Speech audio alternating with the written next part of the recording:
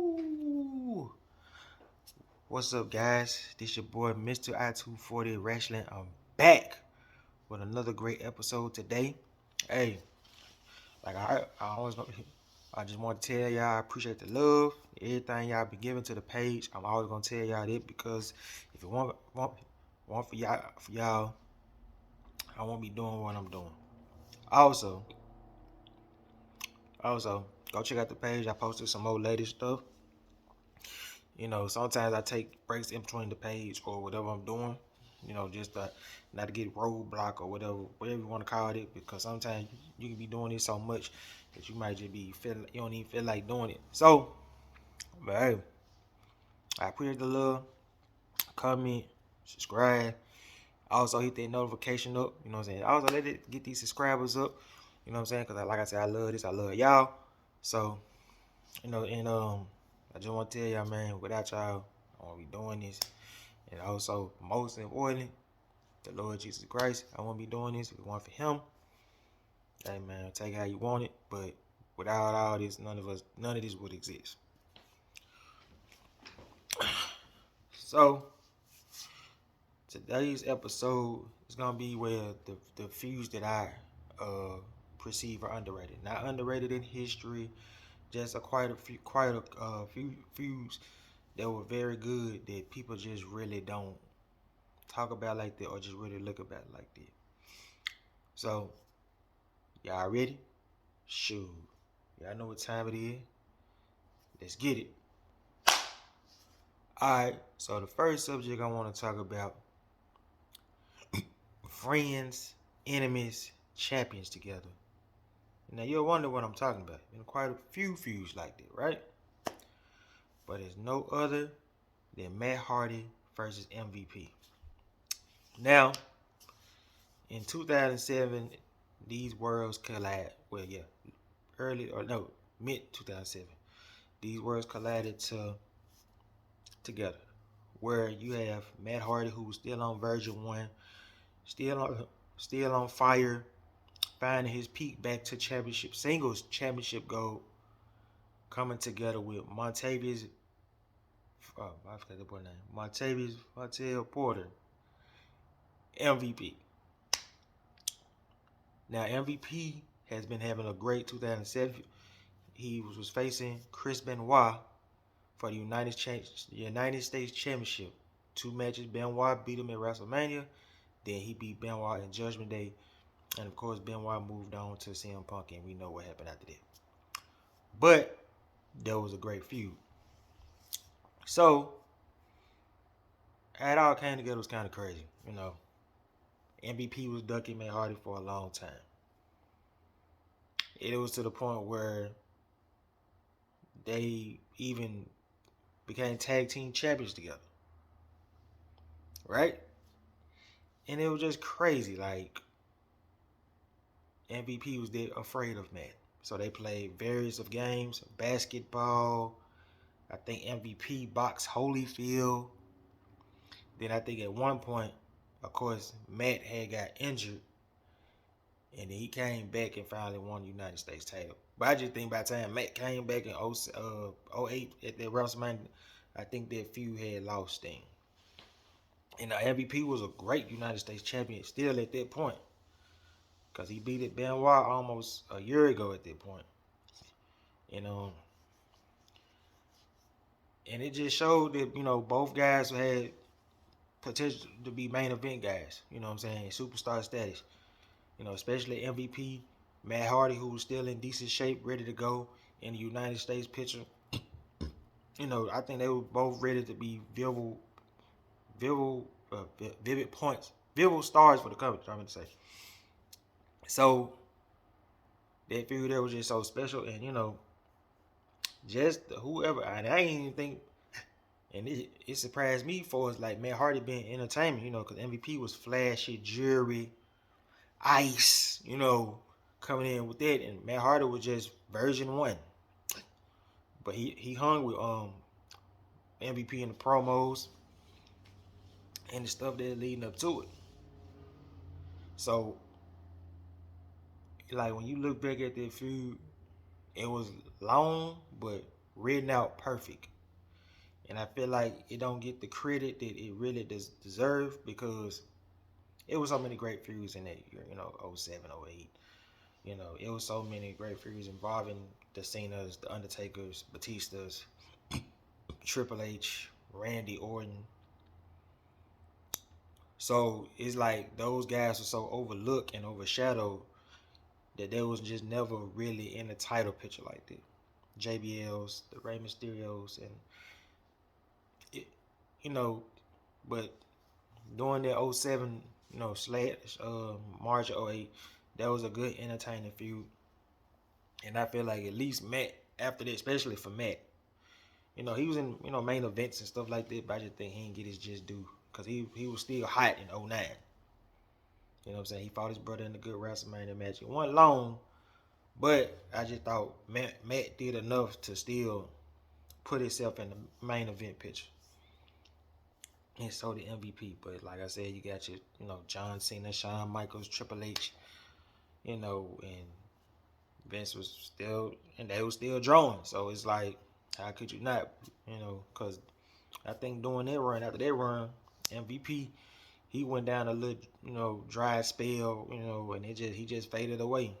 After I think after '08, around '09, 2010, he was just on main event, and so was Matt. Matt was fat hardy at that point, and their momentum died, and that's how you go from there. But that feud at that pivot moment was a great feud for both of them guys and entertaining at the same time. So you gotta think about that. Another one I want to talk about. Voila. Rey Mysterio and Cody Rhodes. Now, Rey was still on fire. He was still over by '09 or 2010 or whatever. He was still over his fish grease. He was coming off the defeat of The Undertaker at the Royal Rumble in a classic little man versus big man championship. So he was steaming off that.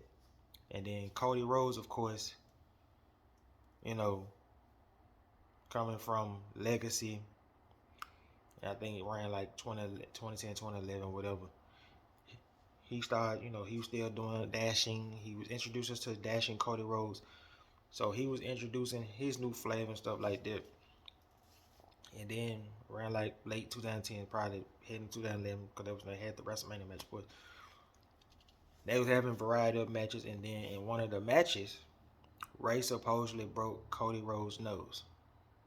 And then Cody was out for like a few weeks or whatever. And then he introduced us to Masked Cody Rhodes. And he was just a fool. Like, he was an intimidating, scary guy. And he wanted to tear Ray apart. And so, with varieties of attacks and stuff like that in the promo, they had a WrestleMania match, which drew out. It was classic. It was great. And then I feel like it should have done more for Cody than it done Ray. Because Cody was showing him like, hey, I'm one of your top heels. I can carry the company. I can do a lot. And Masked Cody Rhodes was that. First, it was the dashing, because dashing was cool. But when he came with that mask, though, it made him more vicious and more dangerous. And him and Ray had a classic match at WrestleMania. I think where did Cody win the match? I'm not sure. And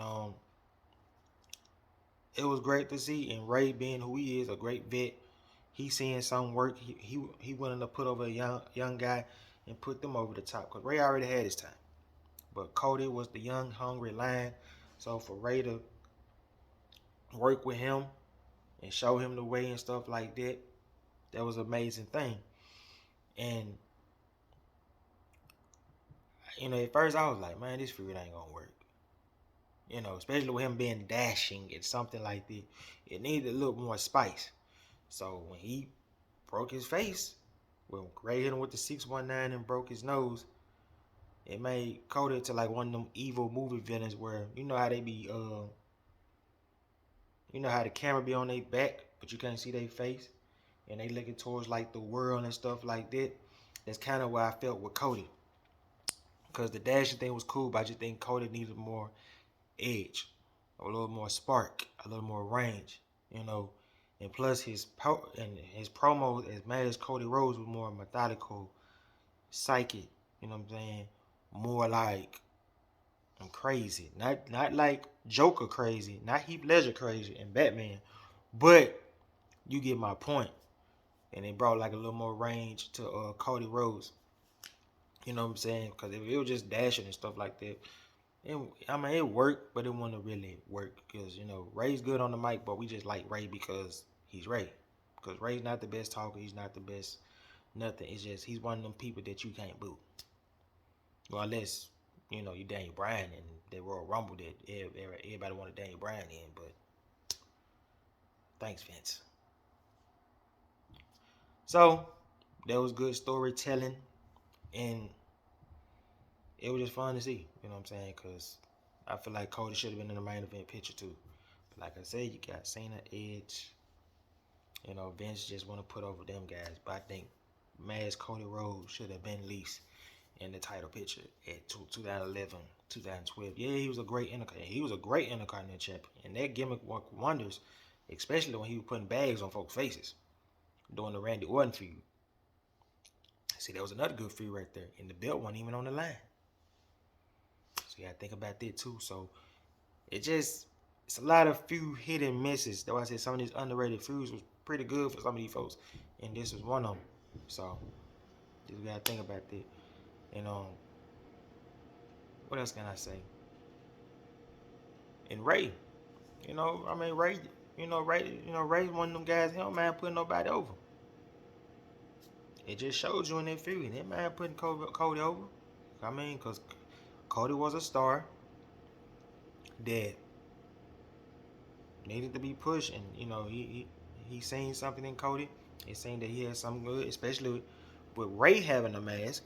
See, you ain't think about that too. I forgot about that. Ray had a mask too, so Cody picked off of that too. So you gotta think about that.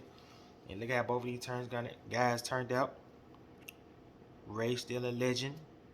Cody's back with the company, getting his just due. So sometimes I feel like you can look at certain feuds that you like, okay, we should have seen something, and that was the feud, because like I said, Cody had a good year that year after that.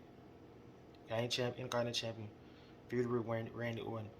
So by 2012, he should have just been in the title picture from that point. But whatever, I ain't saying he got to win the Royal Rumble, but Maz Cody Rhodes should have been in the main event picture. Ooh, screw. Another feud I want to talk about is Kurt Angle, Chris Benoit. That was a good feud too, especially with Kurt Angle being an Olympic gold medalist, a real professional, real wrestler background.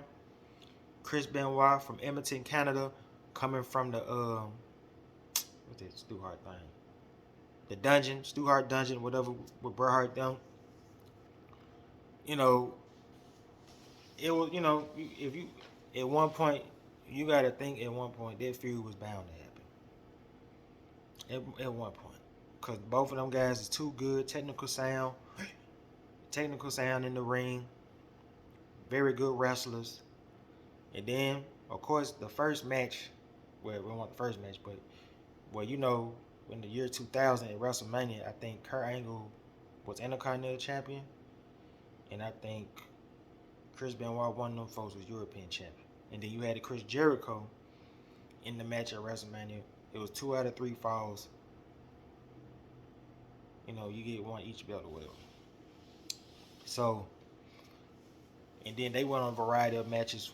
You can see you got the Unforgiven match where they had the match. It was a great match. They just see who the best. And then they became tag team champions that year in 2002. Then I think this match was at Fully Loaded right here for the gold medals and 2 out of 3 falls and a ladder match. Ooh, screw. And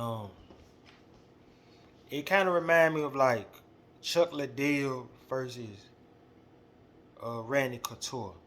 Two badasses, two submission specialists, two guys that just want to prove who the best. You see what I'm saying? And Kurt want to prove that he the best because when prime Kurt Angle in 2000, 2002, man, Kurt Angle, yeah, I remember too. Kurt Angle had a good 6 year span. Well, I ain't gonna say. I'm gonna say five. I'm gonna say five. Oh 06, he was cool. Well, he was cold, but he wasn't in WWE at that point. He was in TNA. But from 2000 to 2005, Kurt Angle was out working folks, and that's when he was probably doing Percocets and having sex with a variety of women, according to his wife Karen. Kurt Angle was still that dude, and Chris Benoit, he was just one of the top stars or top wrestlers. I mean, he wasn't a star, but he was a wrestler. And then you put them two together, you're gonna make magic. And then I forgot, I forgot another match they had, the infamous cage match, where Kurt Angle did the backflip, miss. Cause this one Stone Cold was feuding against Chris Benoit and Chris Jericho before him and Kurt Angle started feuding. So it just shows you how amazing the chemistry was, and both guys didn't want to back down. Both guys just want to show I'm the man. You say you the man, I'm the man. I'm the best wrestler. And then you got variety of styles, half flying, pace. You got a lot of variety in their matches that they had to get, and it just shows you that how great both of these guys is. I wish they would have feuded when Kurt Angle won the world title. That would have been fun to see, and that was just a fun sight to see. It showed how skilled both of these guys is, round grounded, and stuff like that. And sometimes Chris Benoit was slick, funny, and entertaining too. I mean, he wasn't like the Rock or nothing, but he had his moments. And Kurt just entertaining overall. You know what I'm saying? So, yeah, I think about that too. So it's just like that was a fun ride because when you got and they was one and you got to think about it too at that time and during the Attitude Era, and a lot of folks gonna get mad at me. It wasn't a lot of pure wrestlers during that time. Stone Cold could wrestle, but he was more of a brawler at that point. The Rock, he was cool, but he wasn't none compared to them two. Triple H was good, but none compared to those two. They just more had star appeal and more stuff like that, and more over than Kurt. And Kurt was in the mix, but you see what I'm saying? Benoit just didn't get to just do. Chris Jericho didn't get that just do a little bit to probably like late 01 when he finally won the world title, but he said he wasn't ready for that push. So if you look back at that, 01 Attitude Era 2000, it wasn't a lot of pure wrestlers back then besides Jericho, Benoit, Eddie maybe, Dean Malenko, but he had no star appeal. Saturn, but it was more about shock value, if I can say that, in the Attitude Era. Especially down at that time. But the Attitude Era was probably slick down in late 2000, 2001 anyway. So you got to think about that. But shout out to them guys. The next feud I want to talk about is like Magic Johnson, Larry Bird. This is why. RVD. The reason I say RVD was like Magic Johnson because he was entertaining, flashy, chill, relaxed. So you'll probably think a guy like that don't do all that choreography, don't practice and all that. But when the bell ring, it was a whole different beast. So that's why I say RVD's like the Magic Johnson. Not saying he's the greatest Magic Johnson, but he was more entertaining out of both. Well, he was like vocal, more entertaining out of him and Jerry Lynn. And then you got Jerry Lynn, who's like Larry Bird. Oh, that man boring. He don't do nothing and da-da-da-da-da. He ain't that athletic and stuff like that. But when Larry Bird got on that court, he bust your tail. And he wasn't even jumping off the ground.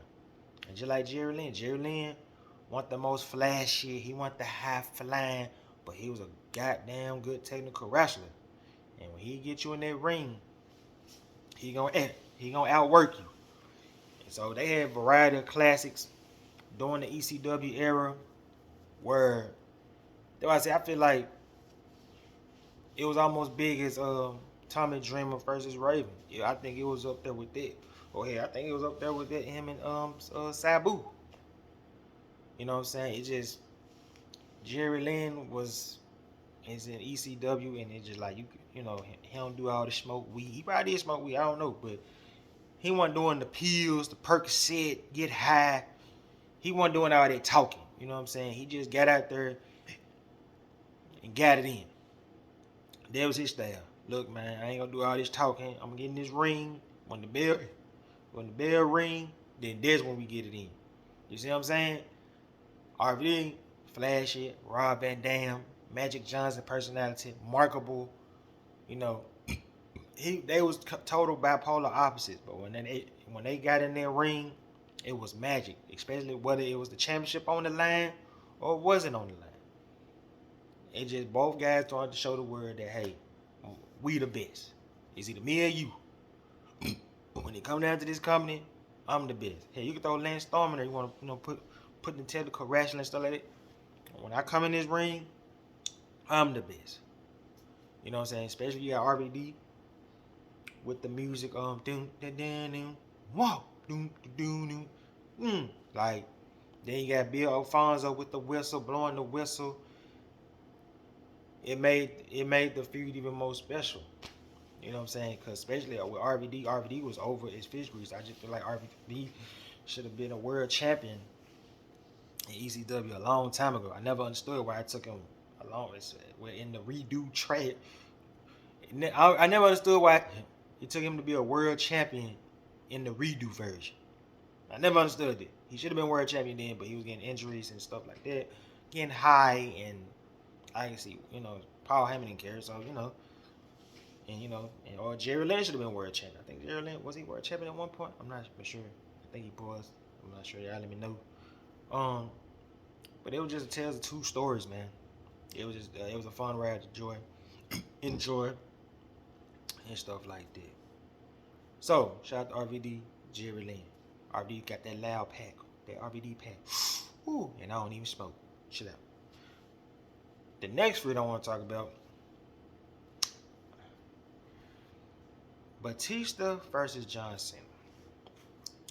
The reason I feel like this is overshadowed because it's a tales of two stories. Exhibit A. They are the featured two four Hall of Famers. They are the feature. There was the future in 02, if I must say, at OVW.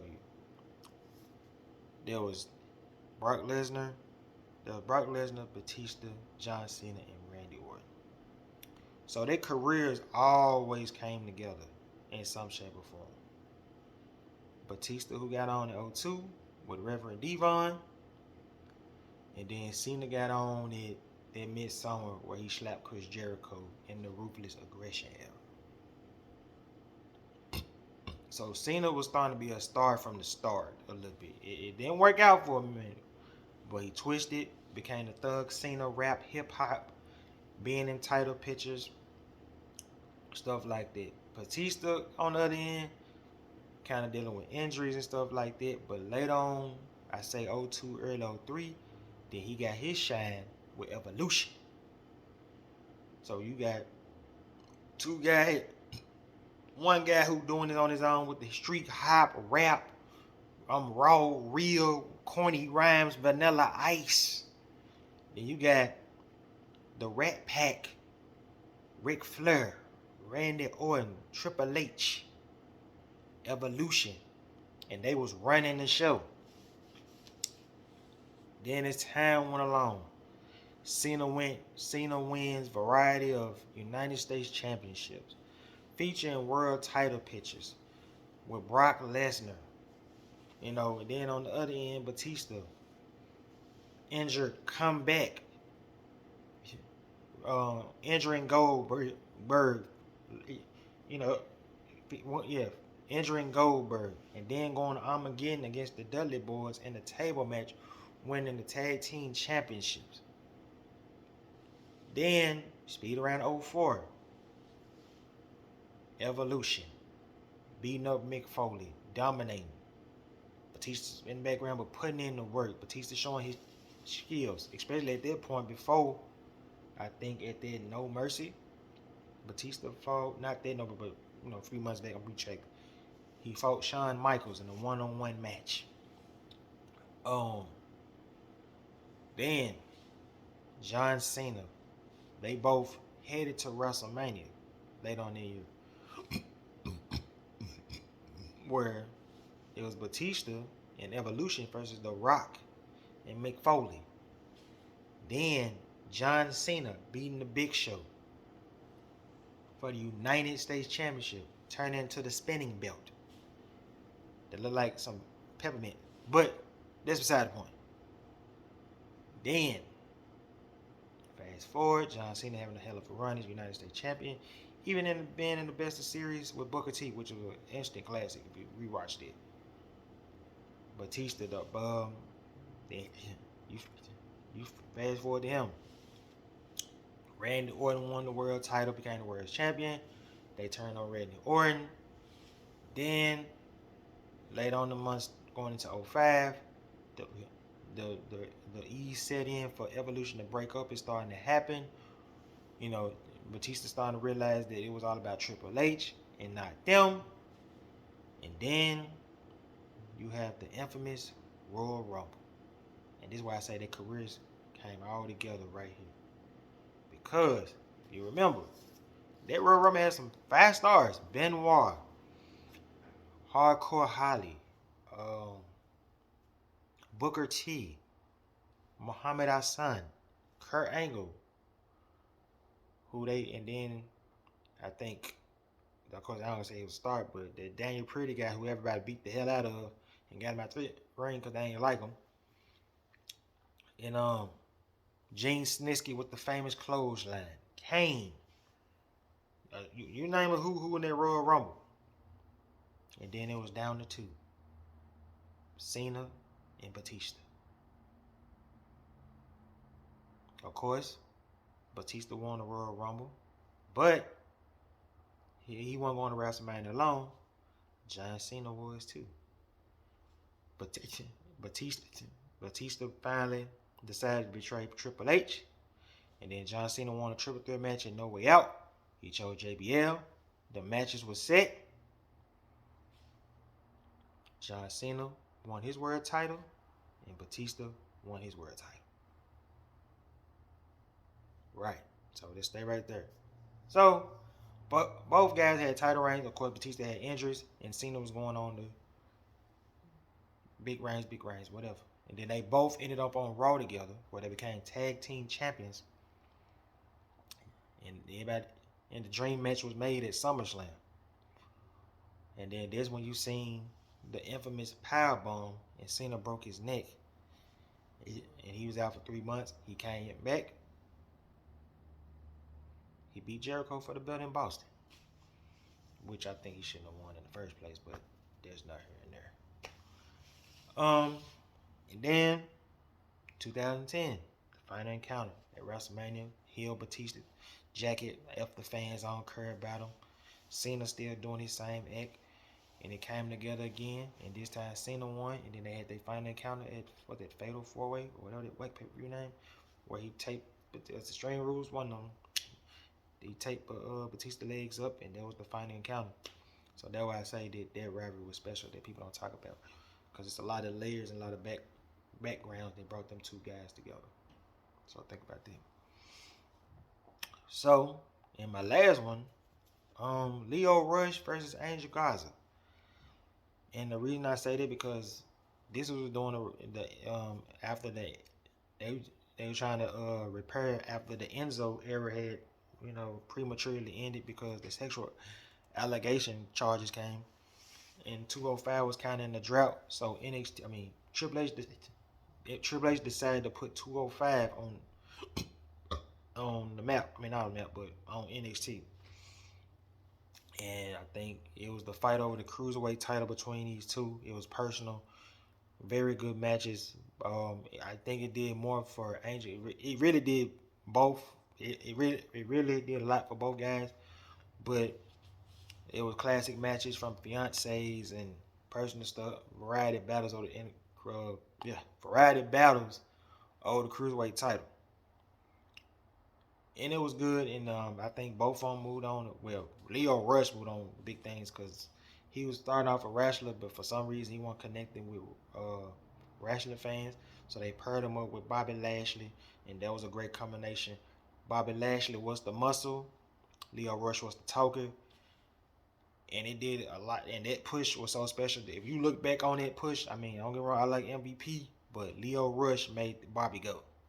If that makes sense, he was like promote. He was putting over Bobby as a monster, and then this was headband Bobby Lashley. He was demolishing people with Leo Rush. And the Angel Garza defense, it took him a minute to struggle. You know, he got with Selena Gomez and a dry. That was good for a minute. I feel like they broke it up too soon, and then it just, Angel Garza, I think he's hurt, and Leo Rush is out the WWE. But hey, that's it for this episode, y'all. Hey, I just wanted to record y'all. You know what I'm saying? Before I get out in this beautiful day, you know what I'm saying? Give y'all fresh material. And I love y'all and I appreciate y'all. And I'm out. Peace.